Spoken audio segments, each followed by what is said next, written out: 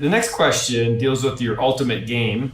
And it's very fascinating to me because you actually put a threshold in there around 30 to 50%. I'll read a quote from page 128. That thresholds vary by culture, but generally ranges from 30 to 50% of the total amount.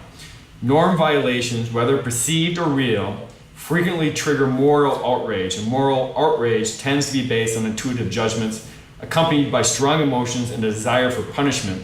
Moral outrage will be particularly pronounced when an objectionable behavior occurs in the context of a violated trust. Can you talk to us about the ultimate game? So when we look at this, in terms of like what are the main sources for these reputational challenges, the two big are fear, so that people are concerned for their own safety, think about like a food scare or something like that. And the second one is moral outrage. So that can be anything from like concerns of a child labor or labor practices or animal welfare or violations of religious standards or something like that. Discrimination is another good one. So what the ultimatum game does, it's a particular nice and elegant way to demonstrate that people have a strong sense of what's fair and unfair intuitively. This was done, can be done in a lab experiment where you basically say, here's $10 and I'm the proposer and you're the recipient. And now I'm making an offer to you of how to split the $10. And here's the game. All you can do is say yes or no. If you say no, none of us gets anything. We both get zero. If you get yes, you're going to get the amount that I offer to you and I keep the rest. That's the game. And what we find in the experiment is that, number one, most people offer a substantial amount to the other party. But more interestingly is that if the amount that's offered to you is too low, people reject it, even though they're kind of leaving money on the table. Because when you make the decision, there's nothing else you can do. You can either take it or leave it. That's the game. So there's a strong sense of fairness that we have. And what that threshold is, it's kind of like a fairness threshold, varies by culture.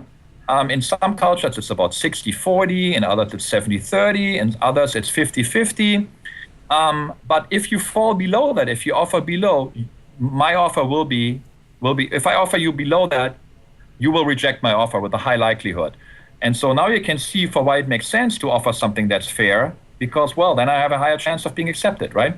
So it's a wonderful, clean way to demonstrate that people have very strong fairness intuitions, even though all this is a kind of a standard transaction. And we see these intuitions play a big role whenever a large, powerful organization, a business, kind of makes an offer to somebody who has really no choice. It feels like they have no choice.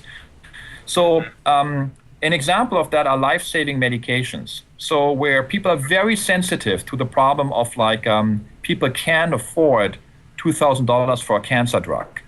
That really offends our sense of fairness.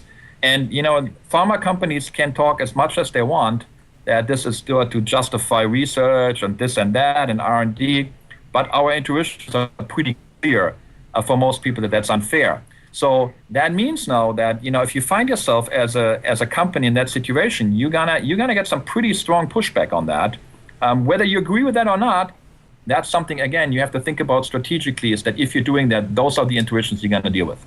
It made me think of Carnival Cruises, where yes, great example. They didn't really offer enough. Like, you ruined my holiday, but you're only gonna refund me half of it.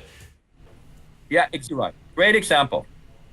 And we have pretty intuitions for what's right and what's not. But if we're not satisfying those intuitions, we will have a problem.